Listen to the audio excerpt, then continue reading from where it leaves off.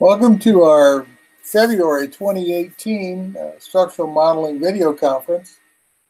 Today we're going to be talking about types of system ordering software and different approaches that can be implemented. We have the technical report was basically is out on ResearchGate, and it's available.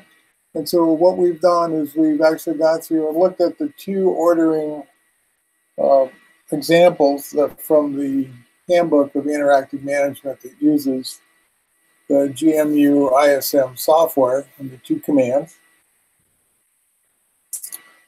And we've looked at these from a point of view of being able to reproduce the outcome. So we'll take the input, run it through some software, and get the same output. So because it's not an open source tool, you have kind of a black box approach to it. And we've done the clustering one previously. And so now we're going to look at the two ordering ones. And that was the do model and the do prior, which were interesting examples because both of these specific natural language approaches were global and single-threaded, so that we had an application there that basically we can look at and we can do, but they were both global types of natural language relationships, and they were both single-threaded. And we're still looking for an example of a local type of relationship that's multi-threaded that we can go through and verify the steps on. So one of the things that we've been talking about in ordering, and we're talking about the idea of strict ordering, partial ordering, and then strict total ordering. And what are the similarities and differences between these in a mathematical sense? So we have the logical properties that go with the strict ordering, which are irreflexive, asymmetric, and transitive, which seems to be fairly straightforward from a set. But what happens, as noted down here in the last paragraph, is that the strict order is total if it includes elements that are equal to each other. And of course, equality then includes the logical properties of reflectivity and symmetry, as well as transitivity. So there introduces some confusion and some uncertainty there when you're talking about these concepts in a strict mathematical sense, as in relationship to which set of logical properties you're dealing with.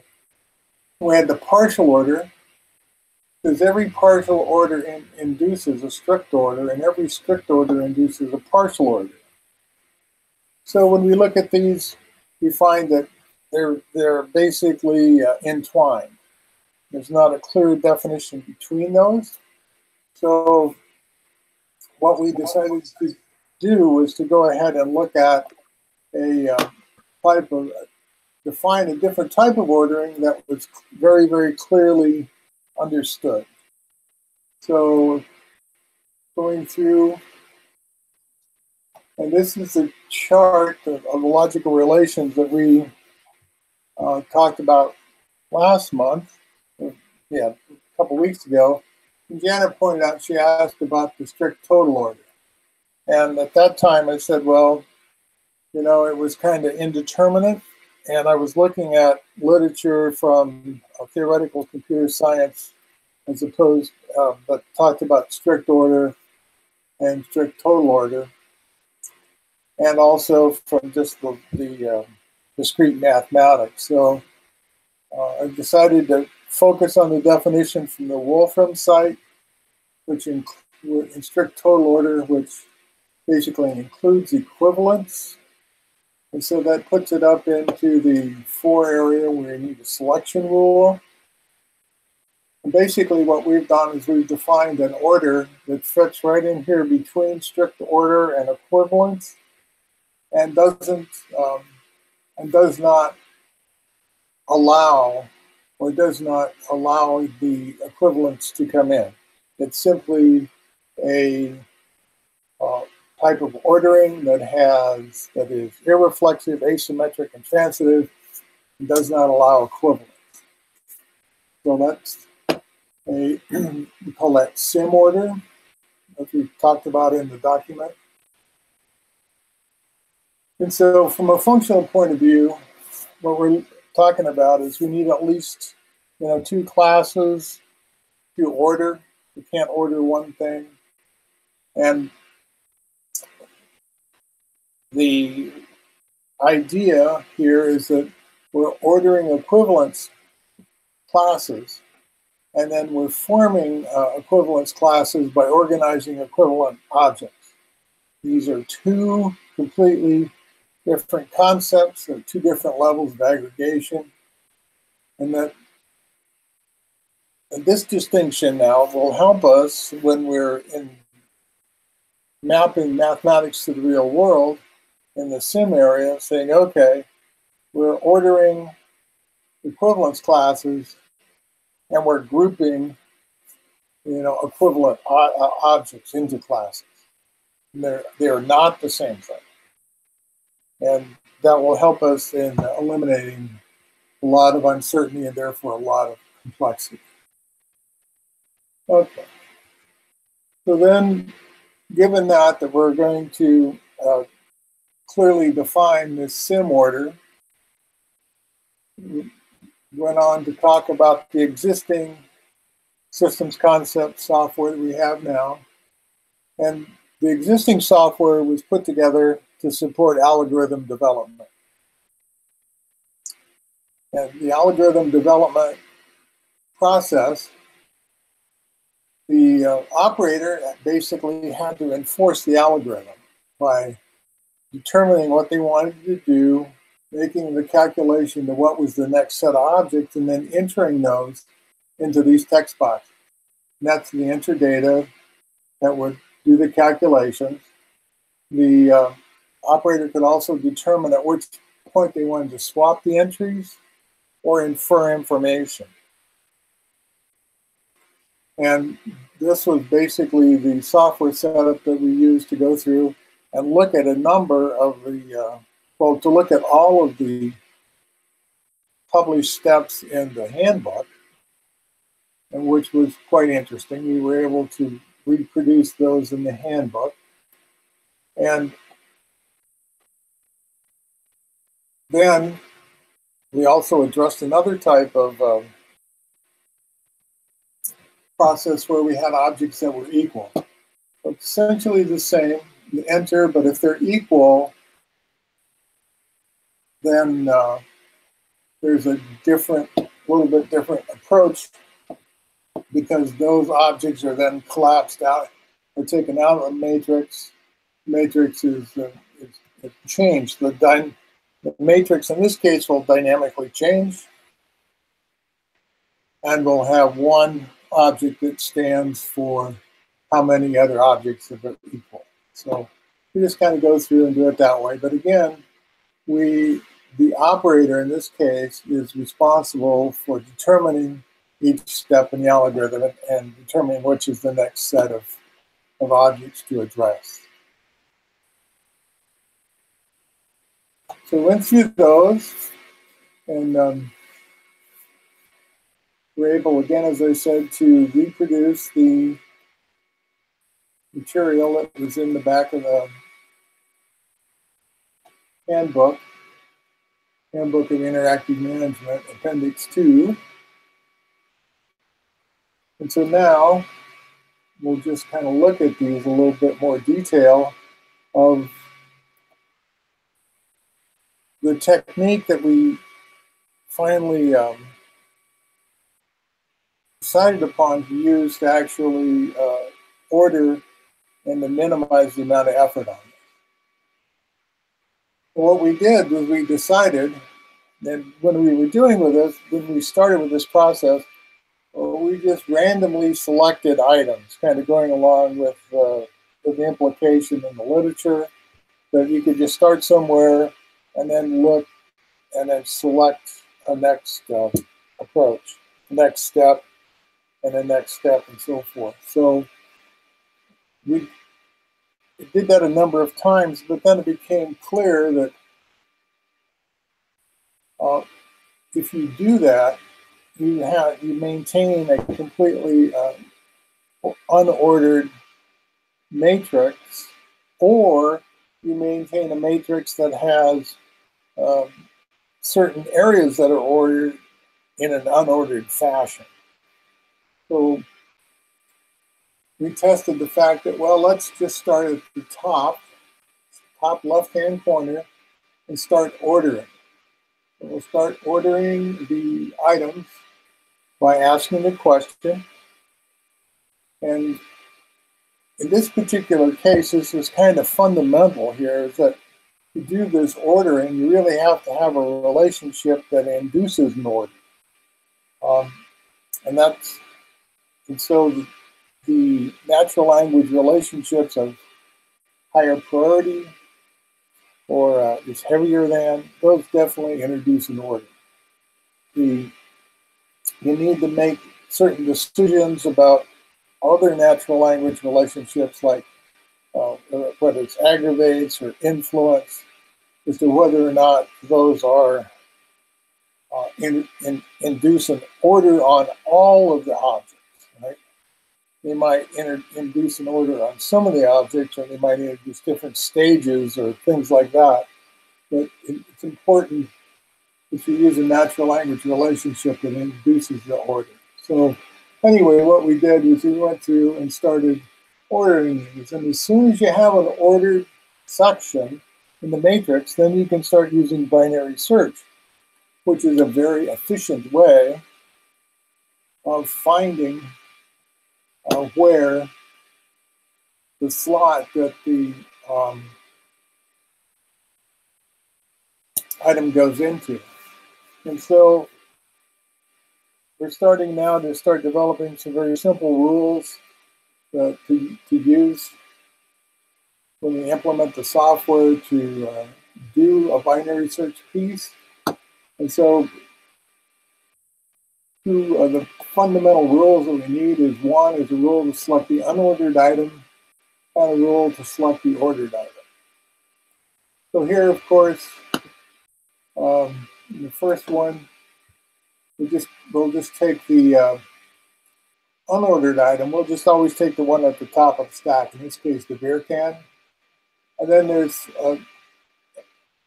you just do a algorithm that selects the proper ordered item in a binary search fashion. When you only have two, it's kind of not obvious, but as you get more, you just go in the center and you go up or down, and you keep searching for the slot, keep asking the question, and then you finally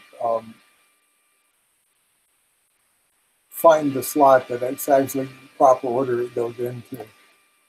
And of course, here we have the outcome of that, where we selected the beer can, and it fits between a feather and a Mack truck. And then, of course, we do it again, and we pick the Volkswagen Bug, and go through that process. Now, the current software that we have doesn't implement a binary search in the software. It's actually doing something else, and could actually support a number of different algorithms. And so there's interim steps here that are not shown, where you have to swap entries and infer information. The outcome is the same, but there's a lot of intermediate steps using the algorithm development software. So I didn't show all those steps because it would have just, it's quite, there's a lot of different steps, but as you move through, basically, you start to order this section of the matrix right here, the upper part. And so this whole area then becomes ordered, and you can then do a binary search there, and then just keep selecting off of the unordered items to order the process. So, and then in this particular case here, where we're looking at one or more objects per class, it's similar, except that we take and combine objects that are of the same, in the same class, go through those. And again, we'll start here, the ordered items, and start ordering those and then picking the top off of the unordered items and walking through that process. But in this particular case, we can see that 1 and 2 and 3 and 4 and 8 and 9, basically, those objects are the same. And so we only leave 1, 3, and 8 as markers in the matrix, and the matrix dynamically gets smaller. And as the matrix gets smaller, then it becomes more efficient because you have less things to search through, represented that way. All right.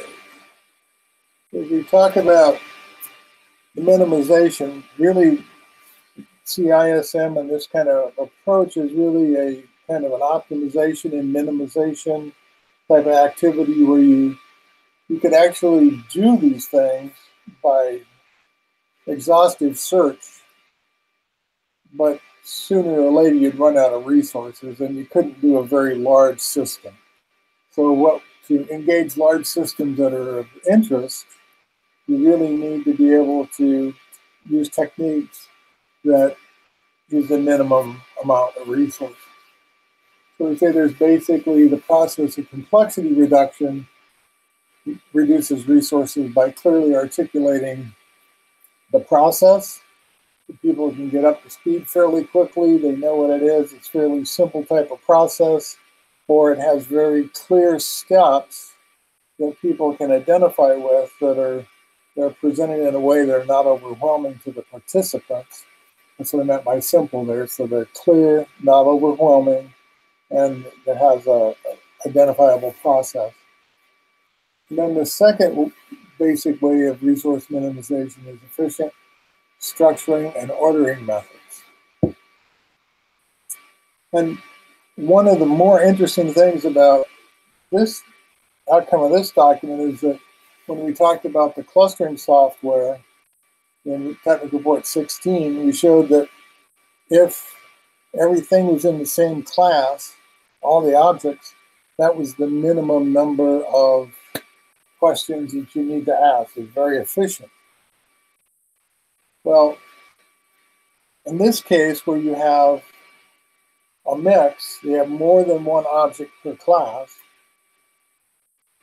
and you have a ordering relationship. You have an ordering relationship that's the controller that's ordering all of the equivalence classes. But each equivalence class has everything all in one, all equivalent and all in the same area. So it's very efficient that way from a clustering standpoint for each cluster. And there's no concern about what the object or the characteristic is that you're using to order these. So the ordering characteristic of the ordering natural language relationship becomes even more efficient once you're doing clustering. So the combining of the clustering and the ordering with a binary search seems to be, in this case, to be the most efficient. So we call this structural integration modeling technique, this one that we've defined, we call it the SIM order. And the reason that we've defined this is to eliminate the uncertainty associated with the idea of a strict order or a partial order, as defined in the mathematics standpoint literature. And we're just basically saying that in reality, when you're looking at an object, looking at two objects, they're either the same or different, or you're able to order them in some fashion. They're not both. And so you already have that information in this type of process that we're going through. And the selection rule that's necessary for partial order then just introduces unnecessary complexity because it's not required, because you already know that. So our new software is going to use binary search to order the objects. And this really actually is going to greatly simplify the software because we won't be using the inference, and because we won't be using the inference component to that, we won't be using the swap component. We'll just be looking for the place where it fits in the order and then inserting it, changing the structure of the matrix, dynamically changing the matrix structure. So that, I think, is going to be a very, very good outcome of this analysis, is that the software functions themselves will become much, they'll have fewer functions, and those functions will be highly focused and clearly defined. So the new software is going to be rewritten in the latest JavaScript version, and the plan is to have a proof of concept type of software application available in the near future. But the application of this software is important to understand that we're using the right type of natural language relationship. And so the characteristics of the natural language relationship is something that's very important.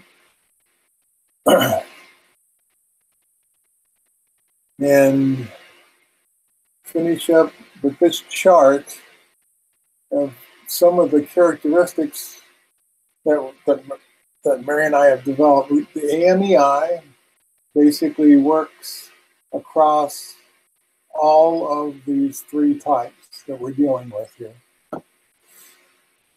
And we've dealt with the single-threaded hierarchy, the single-thread hierarchy network, and then the network. But we've dealt with the network here only in looking at clustering of equivalent objects. We haven't looked at other types yet. But that's just basically where we've started, and that's simply where appears to be where the ISM software was.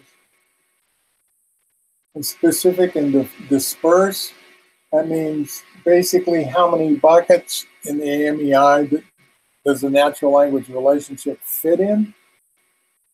And so the single-threaded hierarchy that fits into one.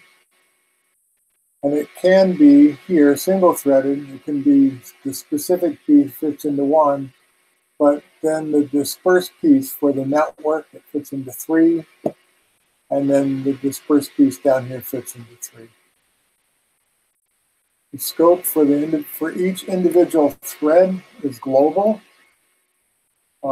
Coverage is the concept of developing to be able to engage things like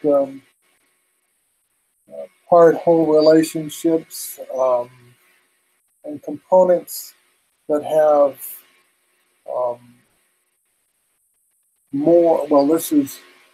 that have two threads and how many components involved. It's haven't clearly defined, or we haven't clearly written this down yet. That'll be something we need to do. And then the class type, to develop these classes so we can really start talking about the different types of natural language relationships and their characteristics that apply to the mathematics model. So the single-threaded hierarchy that's global, I think pretty comfortable with what that means and how that works. Same with a single-threaded hierarchy and the network that's just clustering on type, making categories, putting categories across there. And the same with the network, where we're just identifying things that are identical in category. Different concepts for networks, and there's different. There's also the idea in a network we may have more than one thread. So again, when we start talking about multiple threads, then I think we're going to need to have a different type of software approach. But again, that's something we'll work on in the future. That's kind of an overview. Are there any questions?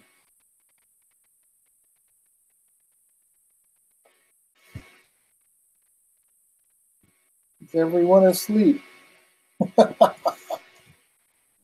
Yeah, Joe, I remember you talking about when you came to realize you could use a binary search. Yeah. But what was, so that's an innovation of yours. What were you using the binary search instead of? What was the thing you were replacing? Okay. Which technique? That's an excellent question. So let's go here in. Well, let's just look at this strict order, one object per class. Okay, so now we're going to say, let's take this heavier now. We have all these objects and we don't have anything. We just have a blank sheet, right?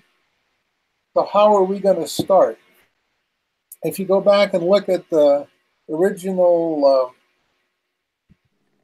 charts and the original approach that they did a few years ago, that are still up on the System Concept website, and I think they're in a couple other places. When I first approached this problem, what I did was I just started randomly generating pairs of numbers, right? I just randomly generated things to start getting data because I had no data, right? So I have to find out something. So I went in and did that. And then once I randomly generated the data and got some data points, I don't know, I did like 3 or 5 or something like that. Then I would start inferring information. I would start then with the inference process. And then the inference process, but before you could do the inference process, you had to condition the matrix so that it was in the proper form, that all the greens were in the lower triangular. So that's where the swap entries comes in. Swap entries has to be used to condition the matrix after the random selection of data. Then you do the infer the information. I did that a number of times, and what I found was that there was a lot of patterns of being repeated, and I was really doing a lot of things over and over again because I was just taking a random approach. And I took the random approach kind of based on the idea that of the interconnection matrix, where it says, well, just select something, right? Just pick anything and start from there. And so I said, well, you know, really what happens is when we get done, this is an order, right? When we're done with this, we have an order of our priorities. When we're done with this, we have an order of things by weight, right? Objects by weight. So why don't we just start at the top and start ordering them in a very structured manner. Just start up here and work your way down.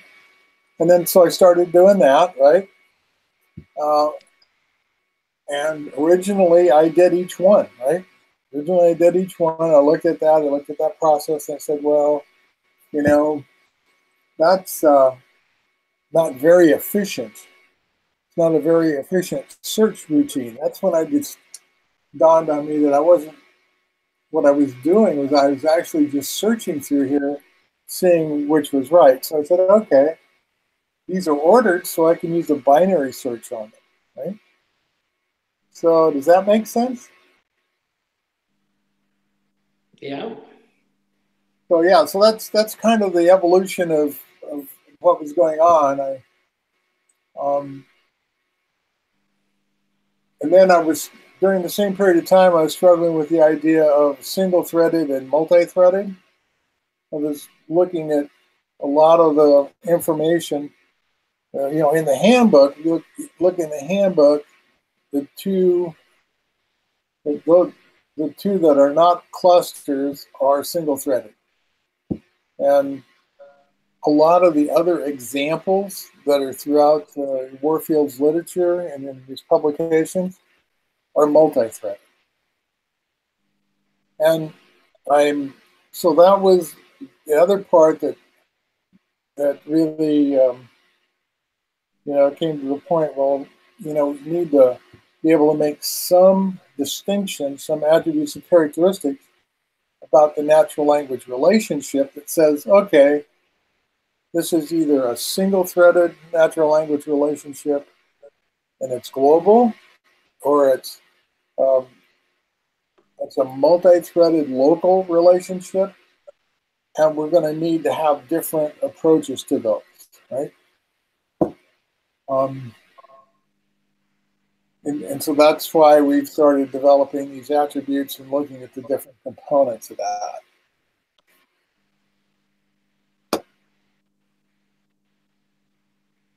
So in the future, go ahead.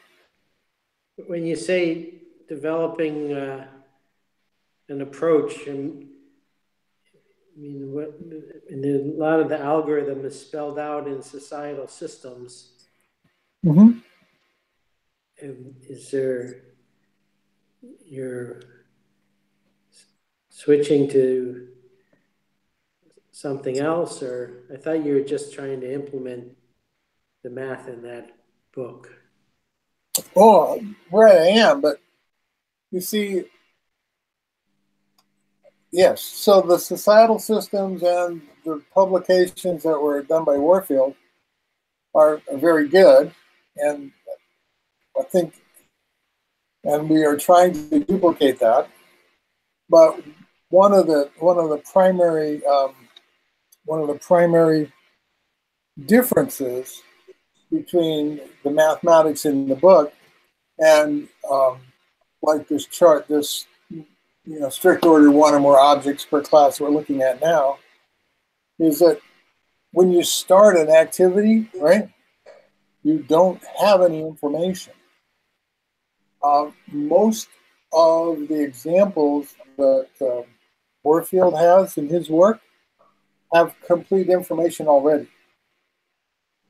You say, when you have these things, right, here's your populated matrix. You either have a matrix or you have a structured graphic that says, here, we have all this information, and then we do these things, we do these processes on these things that we have information with, right? And so that's really two steps in my mind. So here we're starting with nothing, right? We're just starting and we're going to start collecting information. And when I started collecting that information, I said, well, is there a way that we can actually optimize those two steps together, right? And one of the things I think that's important, that's kind of different than what we do as opposed to the matrices that are in the ISM literature and the structural modeling literature, is that our matrices are basically can change, shape and form. They're a little more dynamic, and it's so really trying to optimize each piece. So are you familiar with the bordering algorithm? Yeah. So it's a binary search. It's kind of like reminded me a little bit of the bordering algorithm, except that we're changing things as we go. We're swapping stuff around. We change the size of the matrix, things like that. Yeah. So it's so yeah, it's a little. And the other Is thing I it more noticed. natural? Is it What? more like more natural, more evolutionary? Um, well, I'm not sure, but it's more natural. I think that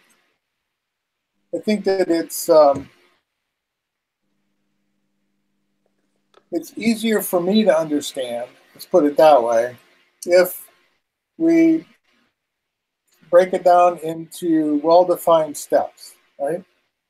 And when I look at the published literature, Warfield's work, I think it's very good.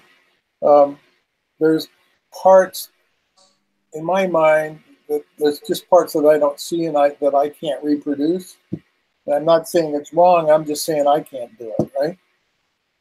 And so in that process of looking at that, I thought, well, what can I do? Let me focus on what I can do and what seems to make sense. And the binary search piece also makes a connection back to standard computer science. And that approach, we look at the interconnection matrix when we're looking at the inference there, right? That really, it appears to me anyway, that that interconnection matrix, for it to work, you have to be working with an ordering, with a natural language relationship that induces a single thread and is an ordering type of structure. I think then that would work. But when we tried to do the multi-threaded local types of pieces with that, we couldn't get it to work. So that's kind of where I'm at with it.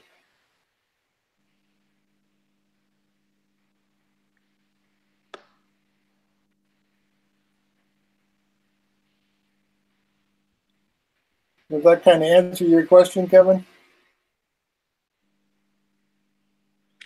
Yeah, well, I had an earlier in your presentation, I had the question of as to whether your insight to use binary search would give you any help with the multi-threaded case or partial orders. Well, yeah, that's okay. So the idea of actually order itself, right? So that we're going to order something, and that has to apply to everything. It's like in any scope in that context. So if I have three objects, and A is bigger than B and B is bigger than C, that's going to happen everywhere, right? And if I come up with another object that says D is bigger than C, then that's going to flow down to the rest of the order that I have, right? And so that's a conceptual thing. So if I step back and I say, well, how about influence or aggravates? Well, I really don't know that. I don't know that if D aggravates C, that'll also aggravate A and B. Why? Why? Why don't I know that? Yeah. Well, okay, so basically I could define it that way. I could define it and say that's the case, right? That it's always going to be that way. And if I do that, then I have a single thread. But I don't know how to get multi-threads if I define it differently than that. I mean, when maybe that's a good thing to do is to actually draw a multi-threaded example of that. But yeah, no, you can define it that way, but it would be single-threaded, right? No, I don't understand. If Well, you, if you define A is greater than or equal to B, yeah, and B is greater than or equal to C, yeah. that's a partial order relationship. Right? Uh, well, it's an ordering relationship, not a. It's an order, probably a strict order or a sim order. It could fit all those.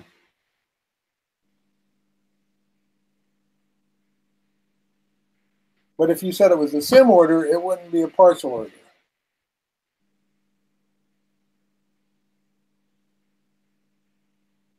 So, so let me go ahead and um, do something like, let's say, for example, you had yeah. Let me draw that up, and then I'll go ahead and.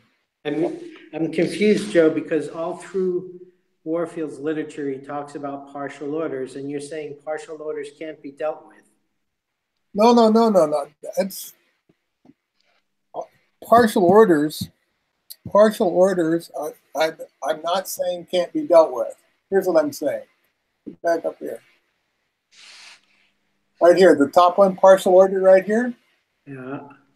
I'm saying a partial order is confusing. It's it can be many things, right?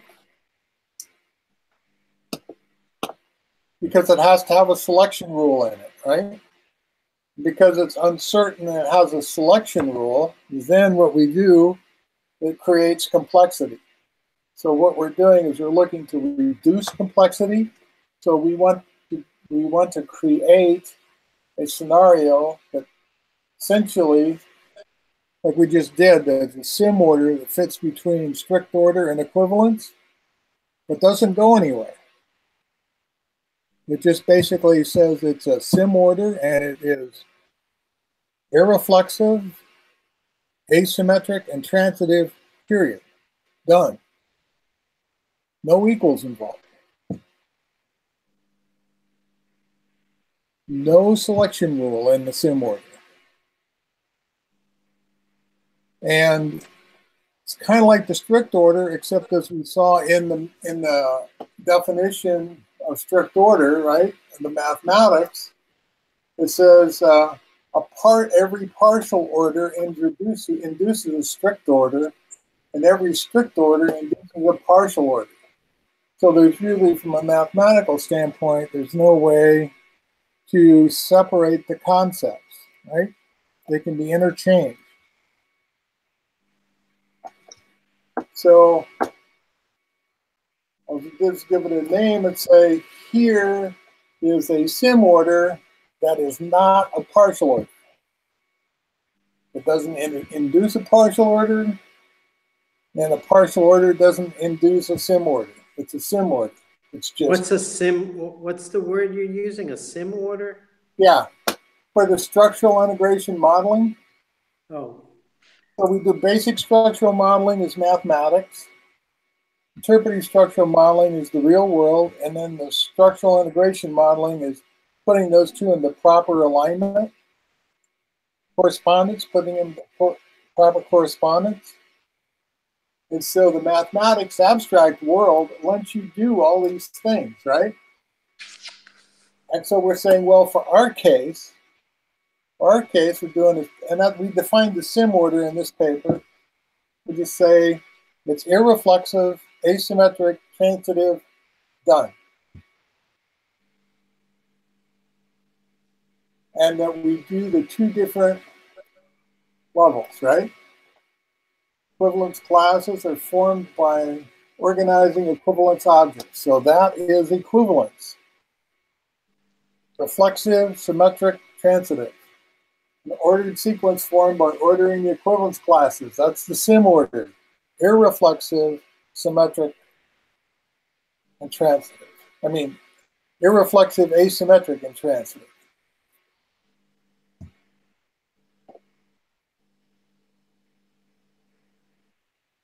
Well, yeah, that's, and we'll probably put it on the chart here, level 3 between strict order and equivalence.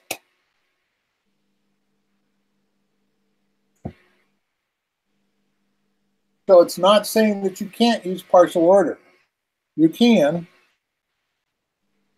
but sim order is much more clearly defined and constrained than a partial order.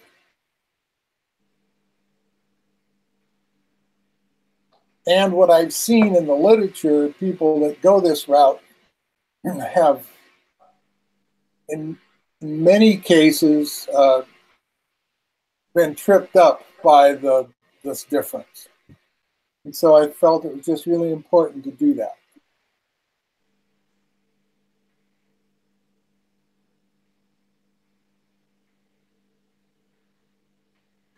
Does that make sense? I'm struggling. I've been struggling with this for months and months. I don't quite understand the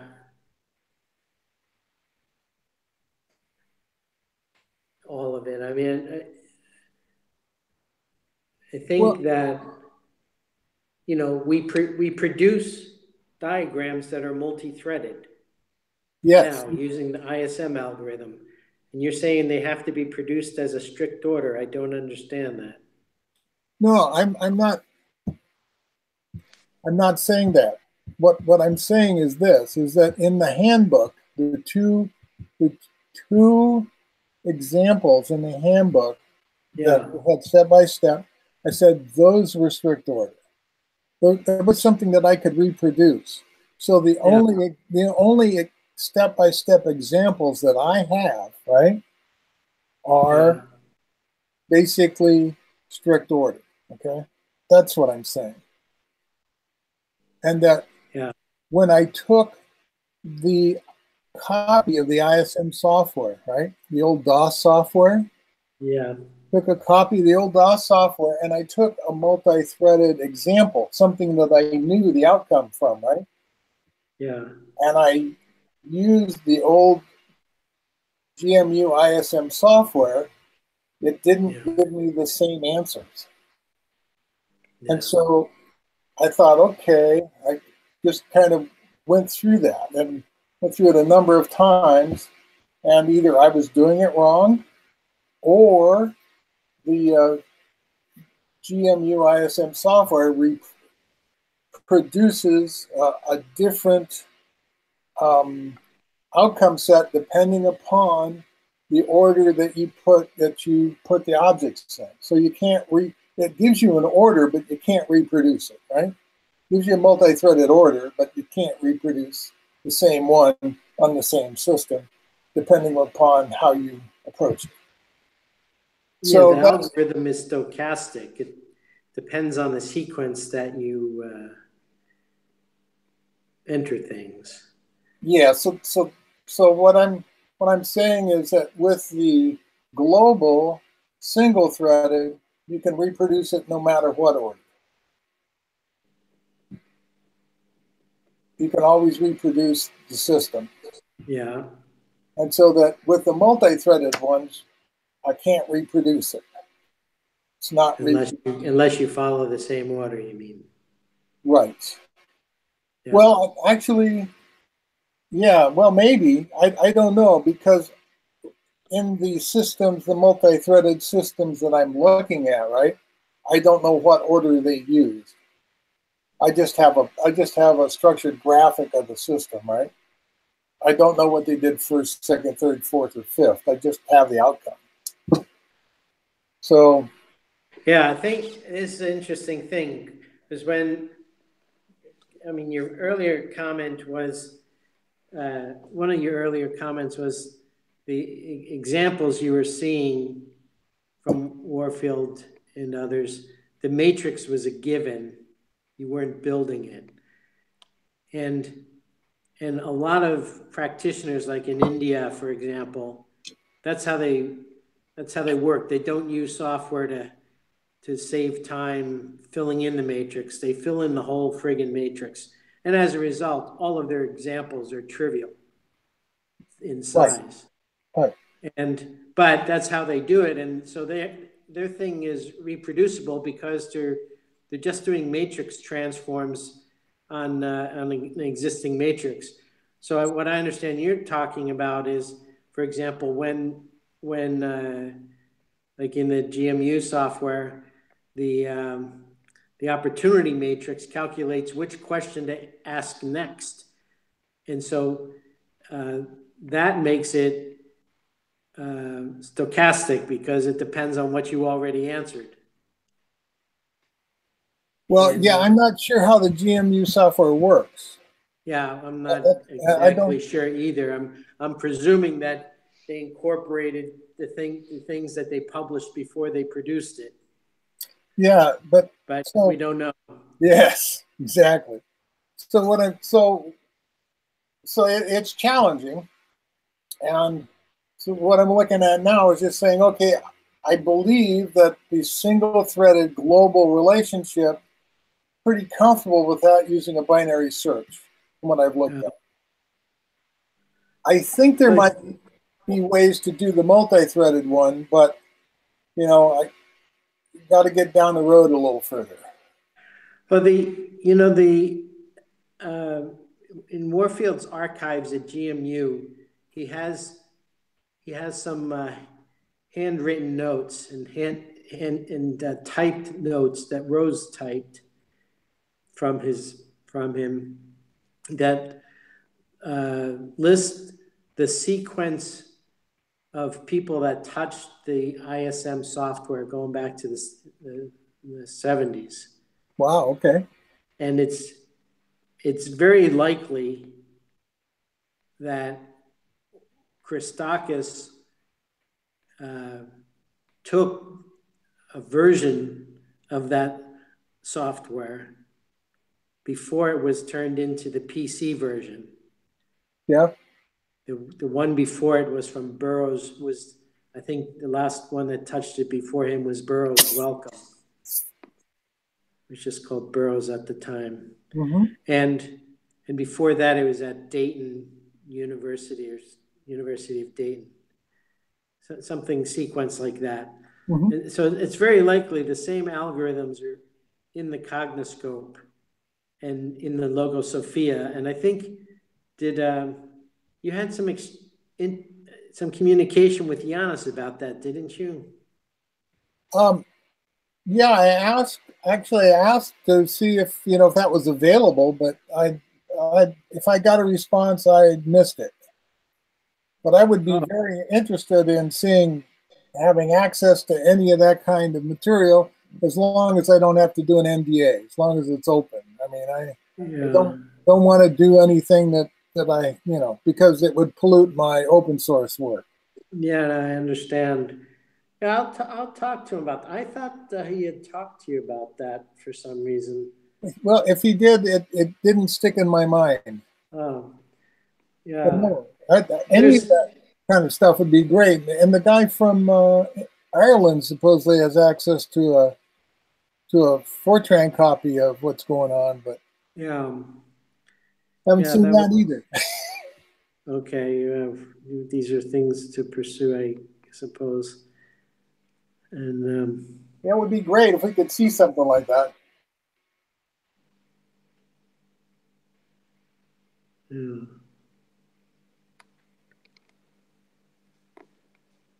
Of course, they rewrote it with under Christakis. They rewrote it in Macromedia Director. Uh-huh. If you can believe that one. Okay. And so, of course, Macromedia Director was shut down by Adobe. Unfortunately. Who is the person at the University of Virginia who was associated with Warfield? There is the University of Virginia.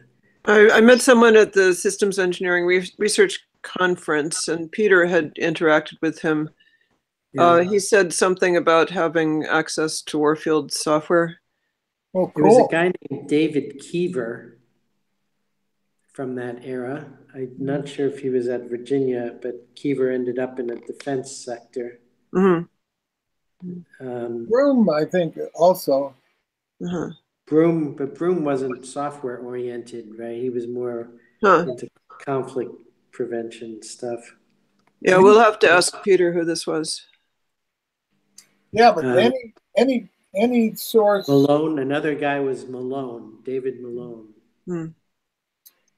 That's not, that's not restricted would be great. Yeah. How's Janet doing? I'm fine. We just got back to California yesterday from a 7-week trip, car trip. I don't know if I guess we told you that we were tired of flying, so we decided to drive across the country and go to 2 conferences and camp on the way and camp back. Oh, well, excellent. Yeah, it was fun. Excellent. Avoid jet lag. So I responded to your question about the strict total order and decided to use the mathematics version of that here. right. Did you get the source for that? The German the diagram that you were drawing from? Do you have that in there? Yeah. So yes. I sent that out. I'll send it out again. Oh, okay. I missed that. Yeah, that was from actually those guys. That's from the theoretical computer science department, and they're at a German university, and they have a little different take on strict total order, but I decided that was really over in the application space, so we go with the mathematics one, and that's because they were that way. I decided to go ahead and do the sim order, make it very clear. Okay. Did you send that out after the last call? I believe I did, but I will check after this meeting. We got about 3 or 4 more minutes, and once it's done, and I'll send it out again anyway. Yeah. Okay. And that's going on the ontology list. Also, some similar work. Right. So, did you? How's it going with constraint theory? Haven't had any chance to work on that more. We've been working on the Ontology Summit. I organized the last 2 sessions. One of them was a presentation by Spencer Briner from NIST on category theory. Uh-huh. And you might, or Kevin might be interested in that. We also coincidentally had just had a presentation the day before at the IW on category theory for modeling complex systems by Larry Lamb, ex of IBM. And he also mentioned Spencer's work, but I don't think they know each other. I don't think they work together. So it's this Larry Lamb's presentation was arranged by it was Joint Complex Systems Working Group, System Science Working Group. I get the impression that people are tentatively trying to make category theory more accessible and useful in open source kind of products like you're working on, and trying to figure out how to reframe the language so that it's more accessible and the concepts are more accessible. And so it'll be fun to bring together the people who are doing this. As Larry said, the people who really understand the category theory tend to be so deep in the pure math that they don't really have any interest in or appreciation of the challenges for regular people or regular systems engineers. So it's an interesting point in history. Well, Larry also said that he was good friends with Saunders Mac Lane. one of the co-founders, and that he would have been very happy to hear that that there was this movement now to broaden interest and use of the math, because that was always his dream. So excellent. Okay, well, I've got an action to put the put those out again, to put out the math from to Germany and get that out there, and we'll have a discussion on the 17th on influence by Kevin. Will be doing that one. Talk about those, and then I guess we're Kevin and people are going to see if they can find access to other software would be good, and we'll just keep moving forward. very good. All right. Take care, and we'll talk with you in a couple weeks. Okay. Bye-bye.